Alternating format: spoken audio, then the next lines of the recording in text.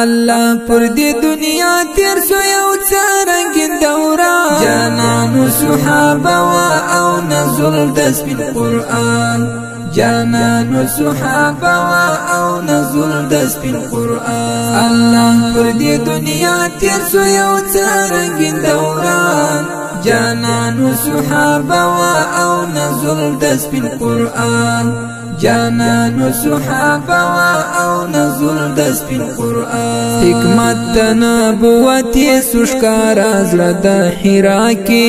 راپورته کړو الله مرد رحمت ملک را کې تر اوسه برحمت توري پکور د عبد الله کې ابتاب د هدایت جهالت کړلو جهان جانانو صحابه او نزول د سپین قرآن جانانو صحابه او نزول د سپین قرآن الله پر دې دنیا تیر سو یو څرنګین دوران جانانو صحابه او نزول د سپین قرآن جانانو صحابه او نزول د سپین قرآن صدیق اکبر څنګه لا اول ور سراو جانان باندې ډېر ګانو لا ازال ور سراو ملګری یاد سور تر اجال ور سراو سپېڅلې صحابیت یې ذکر کړ د قرآن جانانو صحابه او نزول د سپین قرآن جانانو صحابه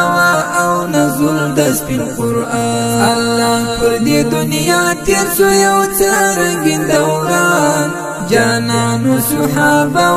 او نزول د سپین قرآن جانانو صحابه او نزول د سپین قرآن رونا د پاک اسلام ښکار کېدل زلیدل ډېر زړونه له دریاب د جهالت نه راوتل عربو او عجمو د خپل بخت سپوږمۍ لیدل رحمت للعالمین صادق امین و مهربان جانانو صحابه او نزول د سپین قرآن جانانو صحابه او نزول د سپین قرآن الله پر دې دنیا تیر سو یو څرنګین دوران جانانو صحابه او نزول د سپین قرآن جانانو صحابه او نزول د سپین قرآن بل خواته د هجرت عظیم حکمت او سلسله وا خوشحال یو دیدن ته مدینه منوره وا پری ایشی چې محبوب جانان مکه مکرمه وا پری ایشی چې محبوب جانان مکه مکرمه وا انصار د مدینه و انتظار زمان جانانو صحابه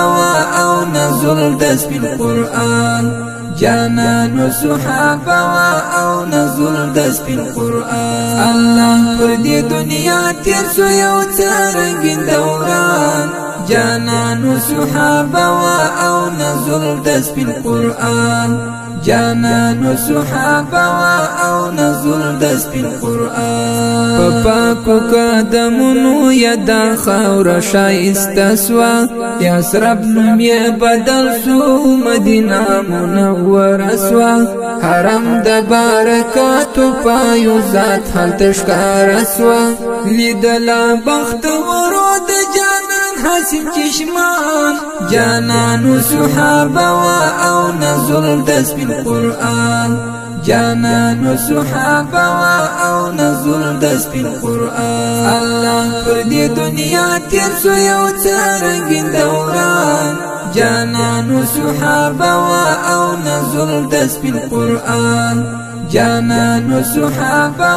او نزول د سپین قرآن سودار الخلافت دار الهجرت جانان کورسو ستم د يهودیت او عداوت وکي نسکورسو تر ورځې د قیامت د حسین وطن سمسور سو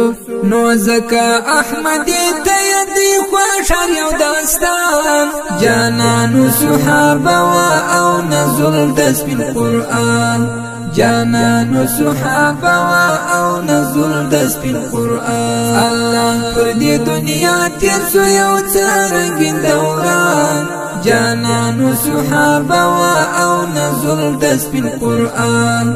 جانانو صحابه وا او نزول د سپین قرآن